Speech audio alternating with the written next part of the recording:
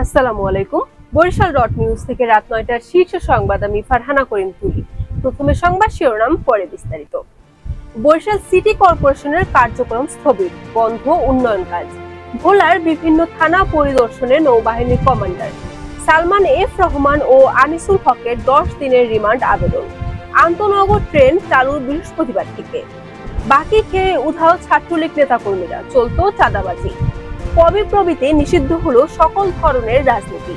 পটুয়াখালীতে ডাকাত আতঙ্ক, রাত জেগে পাহারা বাসিন্দারা।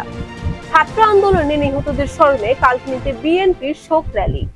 এতক্ষণ শুনছিলেন সংবাদ শিরোনাম, এখন বিস্তারিত। বরিশাল সিটি কর্পোরেশনের স্বাভাবিক কার্যক্রম স্থবির হয়ে পড়েছে।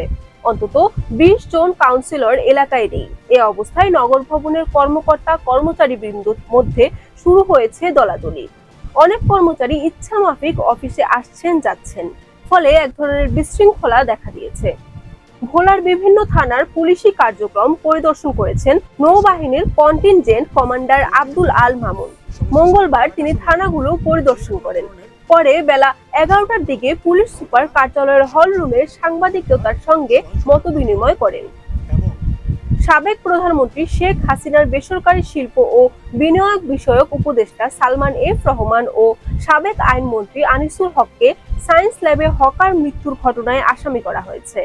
হকার শাহজাহান হত্যায় তার মা বাদী হয়ে নিউ মার্কেট থানায় অজ্ঞাতদের আসামি করে মামলা করেন।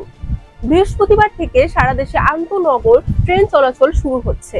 তবে আপাতত পারাবত এক্সপ্রেস, জামালপুর এক্সপ্রেস ও সিরাজগঞ্জ এক্সপ্রেস ট্রেনগুলো বন্ধ থাকবে। বুধবার Dhaka railway station master Anwar Hossain train চলাচলের বিষয়টি জানিয়েছেন। বরিশাল বিশ্ববিদ্যালয়ের আশেপাশে ছোট ছোট বেশ কয়েকটি দোকান রয়েছে। আবার অনেকে অস্থায়ী খাবারের দোকান বসিয়ে ব্যবসা করেন। এসব দোকানে বছরের পর বছর বাকি খেয়ে যাচ্ছিলেন ছাত্রলীগ নেতাকর্মীরা। পাওনা টাকা চেয়ে অনেকে নির্যাতনের শিকারও হয়েছেন। এমনকি ছাত্রলীগের নামে এসব দোকানে চলতো চাঁদাবাজিও। এবার পটুয়াখালী বিজ্ঞান ও প্রযুক্তি বিশ্ববিদ্যালয়ে সব ধরনের রাজনীতি নিষিদ্ধ ঘোষণা করেছে বিশ্ববিদ্যালয় কর্তৃপক্ষ। সেই সঙ্গে ক্যাম্পাসে পেশাজীবী সংগঠনেও নিষেধাজ্ঞা দেওয়া হয়েছে। পটুয়াখালীতে ডাকাত আতঙ্কে নির্ঘুম রাত কাটাচ্ছেন এ জেলার বাসিন্দারা। ফলে নিজেদের জানমালের নিরাপত্তার জন্য পাড়া মহল্লায় বিভিন্ন শ্রেণী পেশার মানুষ লাঠি, টর্চ লাইট, বাঁশি নিয়ে রাত জেগে পাহারা দিচ্ছেন।